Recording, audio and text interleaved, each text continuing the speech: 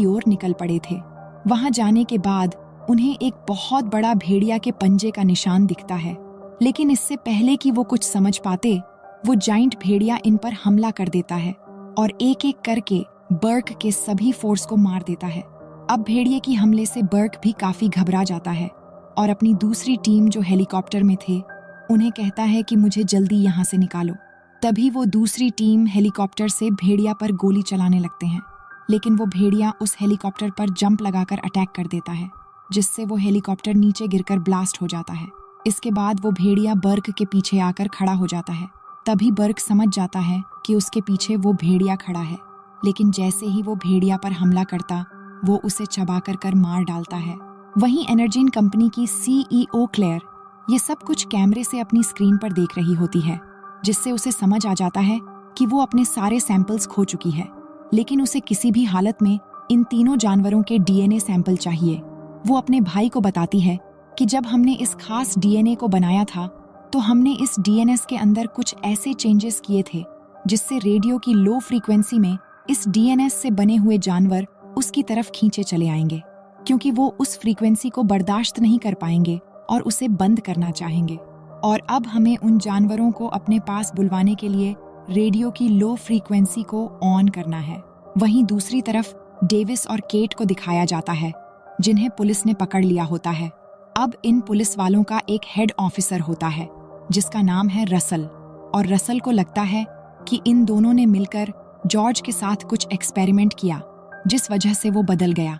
इसलिए इन दोनों को जॉर्ज के साथ प्लेन से एक जगह से दूसरी जगह ले जाया जा रहा होता है। वहीं क्लेयर को दिखाया जाता है जो रेडियो की लो फ्रीक्वेंसी को ऑन कर देती है, और जैसे ही वो ऑन करती है तो वो विशाल भेड़िया उसकी तरफ खींचा चला आता है, और साथ ही वो विशाल खतरनाक मगरमच्छ भी। और यहाँ पर जॉर्ज, जो पूरी तरह से बेहोश था, रेडियो फ्रीक्वेंसी ऑन होने से वो भी होश में आ जाता है और प्लेन के अंदर चारों तरफ तबाही मचा देता है, और उसे रोकने के लिए चारों तरफ से उस पर गोलियां चलाई जाती है। लेकिन प्लेन के अंदर गोलियां चलने की वजह से प्लेन अचानक क्रैश होना शुरू हो जाता है। तभी डेविस सबसे पहले केट को पैराशूट के साथ बाहर निकालता है। इसके बाद वो एजेंट रसल की जान बचाता है और उसे अपने साथ लेकर बाहर कूद जाता है। और तभी प्लेन में एक बहुत बड़ा ब्लास्ट होता है, जिससे डेविस को लगता है कि जॉर्ज भी उस ब्लास्ट से मर गया होगा। लेकिन जब वो नीचे आते हैं तो वो देखते हैं कि जॉर्ज की डेड बॉडी कहीं पर भी नहीं है, यानी कि जॉर्ज अभी भी जिंदा है। यहाँ पर केट डेविस को अपने बारे में बताती है। वो कहती है कि कॉलेज करने के बाद मैं क्रिस्पर में काम कर रही थी। क्रिस्पर एक ऐसी टेक्नोलॉजी होती है जिससे किसी भी DNA को एडिट किया जा सकता है, यानी उस टेक्नोलॉजी से किसी भी जीव के DNA में बदलाव करके उसे अपने हिसाब से बदला जा सकता है। वो बताती है कि मैं क्रिस्पर का इस्तेमाल विलुप्त होते हुए जानवरों के लिए करना चाहती थी, पर उस समय मेरा भाई बीमार हो गया और मैं जानती थी कि मैं क्रिस्पर टेक्नोलॉजी से उसे बचा सकती हूँ। इसके बाद मैं क्लेयर से मिली, जिसने मुझे अपनी कंपनी एनर्जीन में एक लीड रिसर्चर बना दिया, और मैं जब भी अपने भाई को बचाने के लिए कुछ बनाती तो एनर्जीन कंपनी उसका इस्तेमाल खतरनाक DNA बनाने के लिए करती, जिसके बारे में मुझे कुछ पता नहीं था। लेकिन जब मुझे पता चला तो मैं सब कुछ डिस्ट्रॉय करना चाहती थी, पर सिक्योरिटी ने मुझे देख लिया और मुझे जेल भेज दिया गया। मेरे जेल जाने के 1 महीने बाद मेरे भाई की डेथ हो गई। मैं उसे आखिरी बार देख भी नहीं पाई, और अब मैं चाहती हूँ कि क्लेयर कभी किसी को नुकसान ना पहुंचा पाए, इसीलिए मैं दुनिया के सामने क्लेयर का पर्दाफाश करना चाहती हूँ। तभी वहाँ पर मिलिट्री के प्लेन्स भी आ जाते हैं। इसके बाद सभी आर्मी कंट्रोल सेंटर में पहुंचते हैं, जहाँ पर वहाँ का कर्नल ये प्लानिंग कर रहा होता है कि उन जानवरों पर कैसे अटैक किया जाए। अब यहाँ पर उन्हें पता चलता है कि जॉर्ज और वो खतरनाक भेड़िया शिकागो शहर की तरफ भाग रहे हैं, जिसे देखकर सबके सब हैरान हो जाते हैं।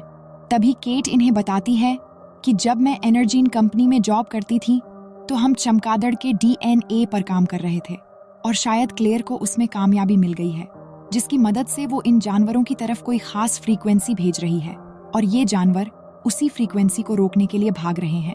तभी कर्नल के पास FBI से एक मैसेज मिलता है, जिसमें उसके लिए एक कमांड था कि डेविस और केट को वहीं पर रोका जाए।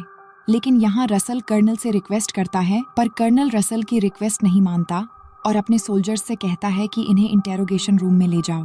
फिर कुछ ऑफिसर्स जब उन्हें पकड़कर बाहर ले जा रहे होते हैं, फिर वो दोनों होशियारी से वहां से भागने लग जाते हैं। तभी 2 ऑफिसर्स इन्हें रोकने लगते हैं, तो डेविस इन दोनों को बेहोश कर देता है। फिर वो दोनों उस तरफ जाते हैं जहाँ एक हेलीकॉप्टर खड़ा हुआ होता है।